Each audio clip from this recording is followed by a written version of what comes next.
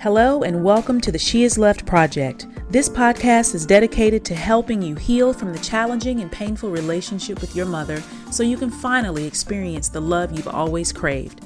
I'm your host, Jennifer Arnice. I'm a mother wound coach, author, and healer who believes tenderness and vulnerability are your true superpowers. Sis, it's time to finally heal your inner little girl so you can start thriving and not just surviving. Progressive, irreverent, and real, this podcast will have you laughing and crying at the same time. Trust me, you don't want to miss an episode. Hey everybody, welcome back to the She Is Loved Project podcast.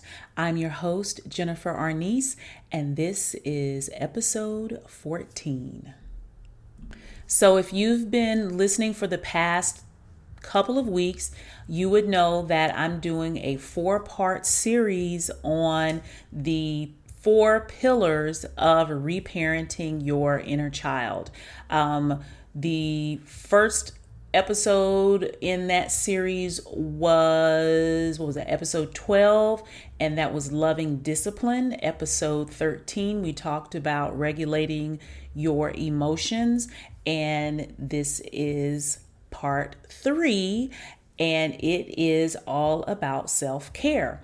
So if you haven't listened to episodes 12 and 13, I would suggest that you press pause, go back and listen to those because they build on top of one another.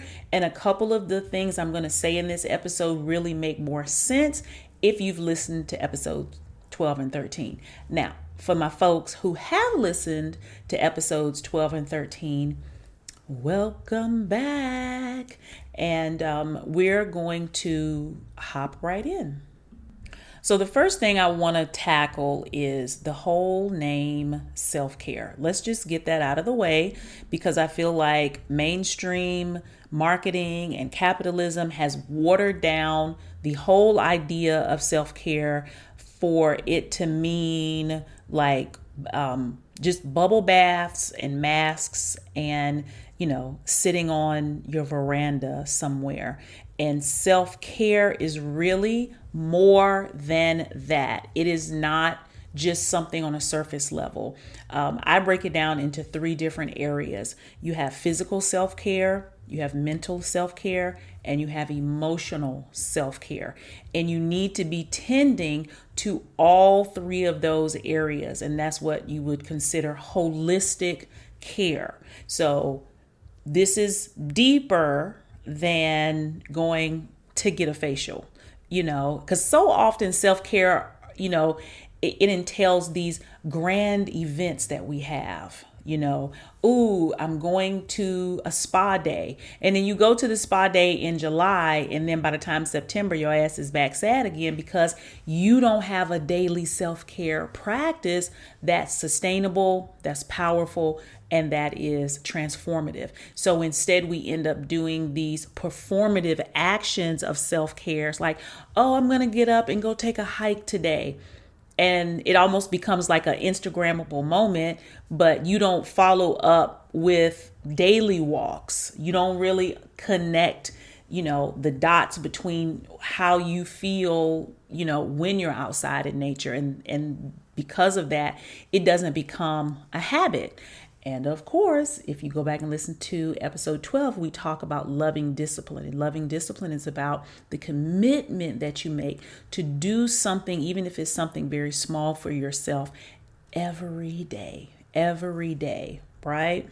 So let's talk about what that self-care is and what it's not. Because a lot of times when we are in a space where we are just emotionally surviving, right? If we haven't learned how to be there for ourselves on an emotional level, mental level, and sometimes even a physical level, we are just barely scraping by. We're, on the outside, we're adults. We are grown-ass women on the outside.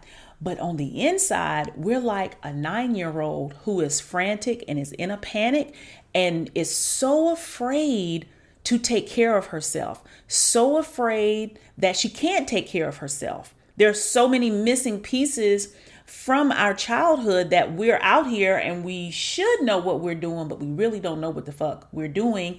And we feel so much guilt and shame that we don't let anybody know what the fuck we're doing. So we end up just running on fumes. And when you're running on fumes, there's no self-care, right? Taking a shower every day is the most basic form of self-care. And you got folks out here that really don't even know how to be there for themselves on the most basic level because they believe everybody else needs to be taken care of. And they also use withholding caring for themselves as a form of punishment, in a way of proving that they're not worthy of love. They're not worthy of care. They're not worthy of more. So we really have to begin to look at ourselves and say, am I the perpetrator? Am I the villain in my own life in how I withhold mental, emotional, and physical care from myself at the hands of myself, not the care from others? But do I deny my own self? Do I reject and abandon my own self through the lack of self-care? And the acts of self-care themselves are really simple. They're things that don't cost money, things that don't take up a lot of time. You don't need a lot of outside accoutrement. You don't need other people involved in them. So it's like, well, why don't I take care of myself then? If these things are so simple. And that's the part that's kind of maddening, because you're like, well, maybe it's this bigger thing that I should be doing. Maybe it's this grander Mount Kilimanjaro of self-care. It's got to be a 10-day solo vacation to Spain before you can take care of yourself in a loving way, and in a sustainable way. And that is the lie that unworthiness tells us. It's that we're so broken, what we have to do to feel better has to be so grand. And the biggest obstacle to self-care, and when I'm talking about self-care, I'm talking about the self-care for your wounded inner child. The adult version of you benefits from that care. But when I talk about care, I'm talking about care for younger you. And when I talk to my clients as if we're kind of separating them from the younger versions of themselves, it becomes easier to see the need that needs to be met. So when I'm talking about the 5-year-old you, the 11-year-old you, the 15-year-old you, what is the care that they need? And we can look at our older selves and we can feel like we're undeserving because of all the mistakes we've made or because other people haven't been there for us. But when it comes to reparenting, we're talking to the younger versions of ourselves. And what do you believe they deserve? So that's how you can break out of putting yourself last. Because would you put the 5-year-old version of you last? Would you put the 11-year-old version of you last? Would you put the 15-year-old version of you last? You want to say no, but actually, if you look at the data and in your life, that's what you've been doing. You have been abandoning and rejecting that younger part of you because we haven't been tending to what they need. And I think we have gotten caught up, and I go back to the mother wound and the black mother wound, in the black mother wound being wrapped up so much in capitalism and socioeconomic oppression and poverty, where it becomes a survival about how we take care of our children, how we were taken care of. Food, clothing, shelter, school, church. What else would you want after that, right? And for us to want more for ourselves and want more for the younger versions of ourselves, we then have to really admit that we didn't get what we needed, right? And we also have to, let go of like that hardened armor that I'm good, I'm straight now, I'm fine, you ain't got to worry about me no more, and get into the truth of the sadness behind that abandonment that we received as children, and say, oh, I've got to circle back to that younger version of me and find out what she needs, what she's lacking, what makes her feel loved on a regular basis. And it could be something as simple as, I like to color. I want to go to the zoo. Every week, I want to go feed the ducks. It's really when you make the connection, that's why the loving discipline and the emotional regulation is so important, because once you let her know, hey, I'm here to take care of you. It's my job to make up for whatever that you lost. And I'm going to show you that. And I'm going to build that trust with you on an everyday basis. Now, she going to spaz, because when we're so comfortable being mistreated and dealing with less, when we try to give love to ourselves, it feels unnatural, right? It feels like we're weak.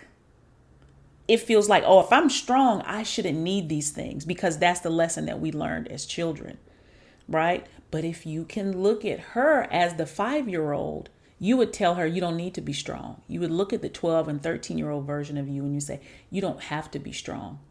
You can just tell me what you need, and it's my job to do it. And for me, that has become a lot easier to process in creating a loving self-care ritual and practice for myself, because I'm not just thinking about me, adult Jennifer. I'm thinking about me, baby Jennifer, 6-year-old Jennifer, teenage Jennifer. What are those things? Because I'm going to tell you, if you're not practicing sustainable self-care in your life, those wounded parts of you are acting out. They're acting out in physical, mental, and emotional ways. Whether you're overeating, you're undereating, whether you have issues with anger management and rage, you're completely shut down, you're not able to focus while you're at work, you can't complete tasks, you don't have a clarity of thought. All these things are the effects of not having a healthy self-care practice in the reparenting process. Because reparenting means compassion, it means patience, it means grace, and it means acceptance. What are the ways that you can practice patience, grace, compassion, and acceptance with those different versions of you, right? The first thing I would want you to look at is, where are you not doing those things? Where are you rejecting yourself? Where are you abandoning yourself? Where are you criticizing yourself? Where are you pushing yourself and not letting yourself rest? What are those areas in your life, right? Whether on a grand scale or just when you look at your life on a regular, everyday basis, from the time you get up in the morning to the time you go to bed at night, how are you talking to yourself throughout the day? What type of grace are you extending to yourself every day? Or what kind of pressure are you putting yourself under every day? How often are you making yourself feel like what you're doing isn't good enough? How much panic are you under when you are afraid? Are you coming back and soothing yourself in that moment? Are you saying, oh, I'm so sorry. Okay, let's take a deep breath. Let's pull off to the side of the road. Let's wait a minute. We got a couple of minutes. Let's stop. This is emotional regulation from episode 13. Okay, I'm safe in this moment. I'm safe in this moment. I feel my hands. I feel my face. I feel the air in my lungs. I'm safe in this moment. This is how we bring ourselves back, right? That emotional regulation is even a part of the self-care. It's the way that you come back and you calm the internal storm. Nobody else can do this for you. Even if you had the best mother in the world, you still get to a point as an adult where you have to be the person to be able to give this to yourself. And it's fucked up that our mothers couldn't give it to us. But it doesn't matter how you get it. As long as you get it, it really doesn't matter. It's just one of those across the board things that just because she didn't love you the way you needed to be loved doesn't mean that you can't love you the way you need to be loved. It doesn't mean that love isn't available. It doesn't mean that care isn't available to you because she couldn't give it to you. It just means you have to get it another way. And we get so stuck on, and I think about this with the obedient Black girl, around this is the lesson my mother taught me. My mother taught me I wasn't important, right? So what do I do as an obedient, loving daughter? I uphold that lesson. My legacy is that I was obedient to that lesson. She said I wasn't important. You're right. I'm not important. And I'm going to show her how unimportant I am until she comes around and she changes and she shows me I'm important. That's the mind fuck that we're under, right? That we're still wanting to be loved so much by her that we'll say, you're right. I'm not lovable. I don't deserve more. I don't deserve the best. I don't deserve care. I don't deserve grace, patience, acceptance. And what that created in me was like the classic damsel in distress archetype, where it was like, I need somebody to save me. I can't take care of myself. I need someone to come along. And in my relationships, I would apply so much pressure on the man I was with because I needed evidence that somebody else saw me and would help me before I would help myself. Because I'm like, this is the only way. And I learned that from the relationship with my mother growing up. And when we talk about the mental, physical, and emotional ways that we can give self-care to ourselves, I really put the emotional self-care at the top, because if you can emotionally regulate, you can calm down and relax enough to then handle the physical self-care.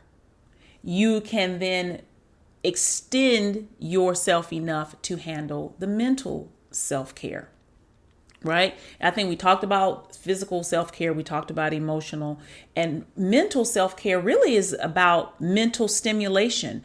What are the ways that your mind is stimulated through learning and through play? Play is such a powerful piece of self-care because it's not about winning or losing, and it's not about accomplishment. It is so rooted in joy, and it also gives our mind a space to relax. Okay, remember when you had like crossword puzzles or playing with dolls or anything where you can create stories? That's all mental stimulation. That's all how you're creating different neural pathways in an environment that's relaxing, where you feel safe. Because for all my overachievers out there who have mother wounds, who are hell-bent on proving their worth through accomplishment, imagine what you could do if your mind was just relaxed. You're not even operating on everything that you really have because of the mental tension that is going on at all times. So imagine if you were able to relax, to read a book, to tour a museum, and sit for a lecture on a topic that you love, to find some type of hobby that keeps your mind and hands busy in a repetitive way. That is mental self-care. And so often we miss out on that because it's like, oh, I have so many other things that I need to be doing, right?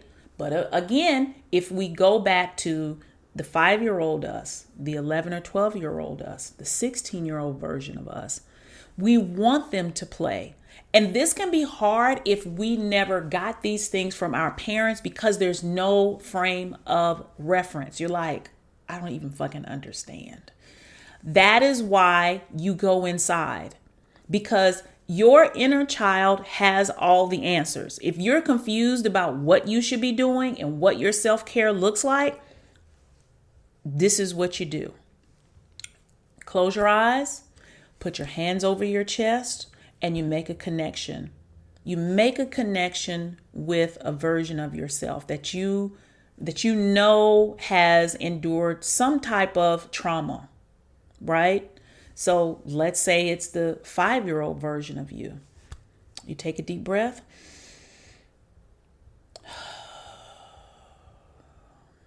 You let that out. You greet her. And however you do that, hello. Hello, beautiful. How are you?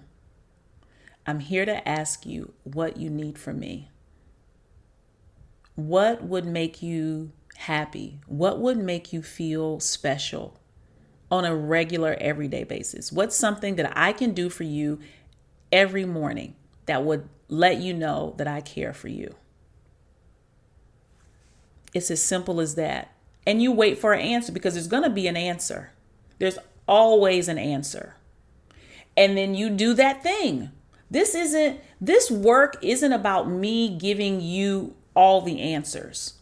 This is about me setting you on the path and giving you the tools so you can finally understand that you have all the answers. You just have to know how to ask the question. You have to be willing to ask the question. You have to feel worthy of the question.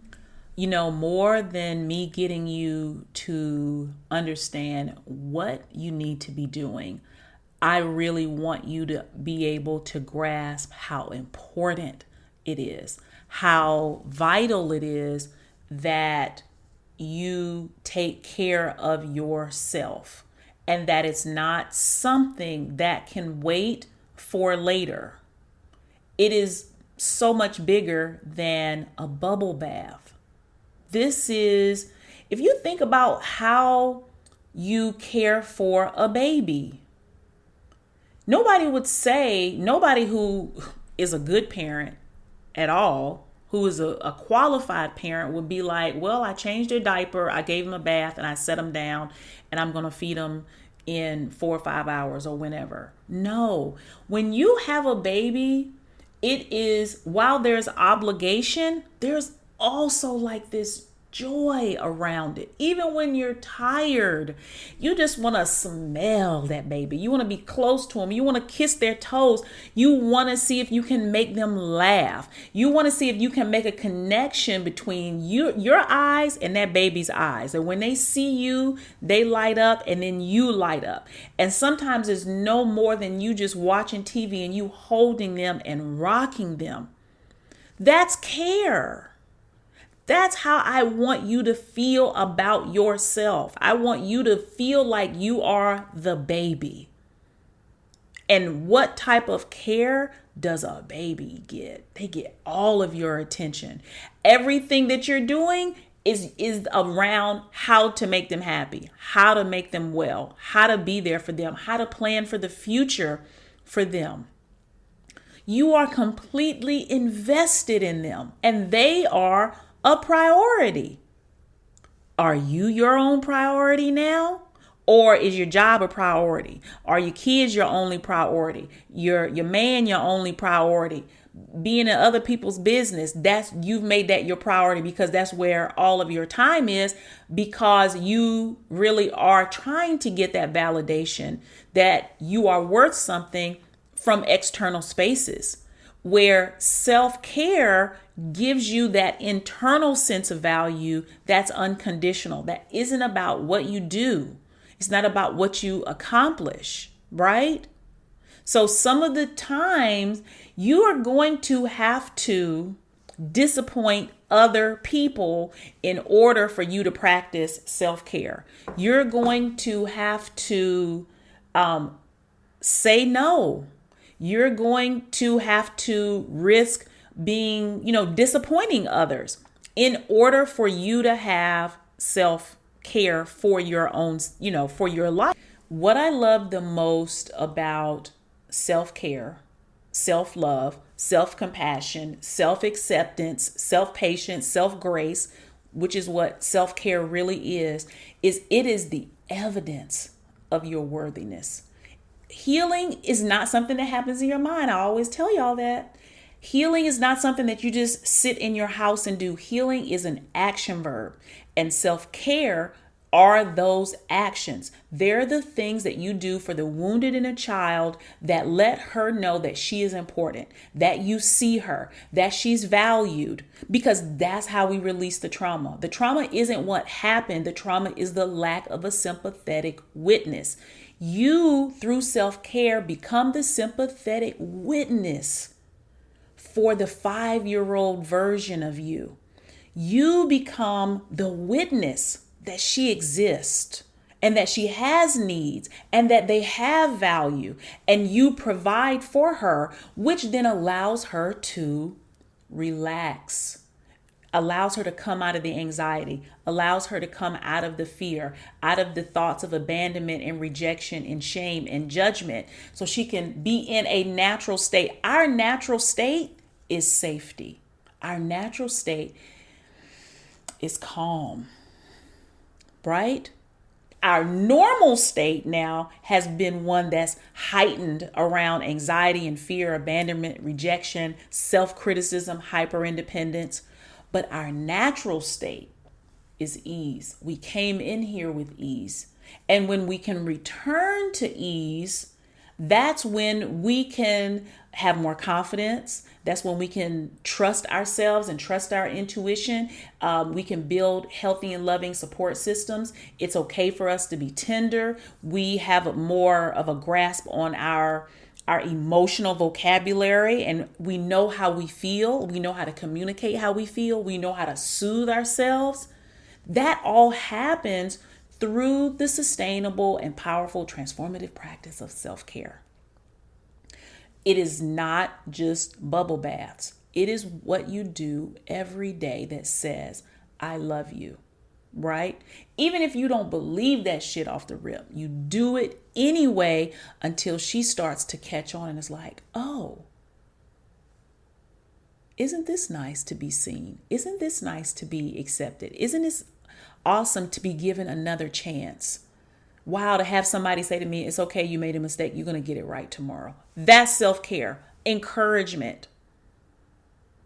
And the more we do this, the more we can then return to that natural state of peace, and we can gain autonomy, because then we trust ourselves and we trust the world and how we move in the world.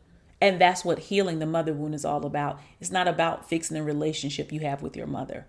Healing your mother wound is about fixing the relationship that you have with yourself. That's what it's about. And this pillar, self-care, is so powerful. It's so, so powerful. Okay, I think y'all have gotten the point, right? That self-care is the way to go, and how you start it, and you understanding what your barriers are to it.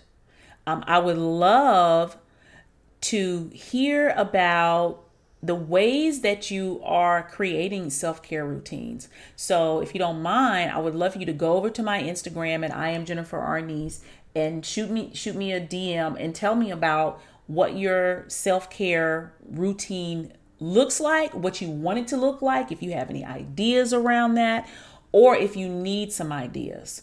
I'm going to put a couple things in the show notes to kind of help you get warmed up around what you can be doing for yourself.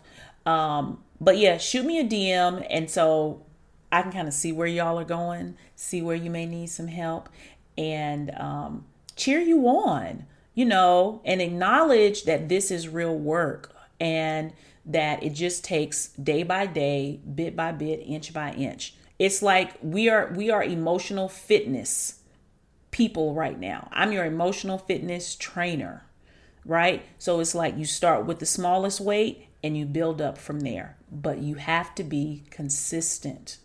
Okay? That is the key piece. It doesn't have to be grand, but it does have to be consistent. All right? I love you all dearly. I will be back next week with episode 15 and the fourth and final pillar of reparenting your inner child. Y'all have a great week. Thank y'all for rocking with me, for helping grow this podcast. It has been so amazing. Please continue to like, share, subscribe, leave comments, rate it. It will mean so much to me. And I will see you guys later. Thank you for joining me on the She is Loved Project podcast. Every week, I'm committed to reminding you that you are loved, you are seen, and you are heard. If you found value in this episode, please subscribe, rate, and review it on iTunes and your favorite platforms.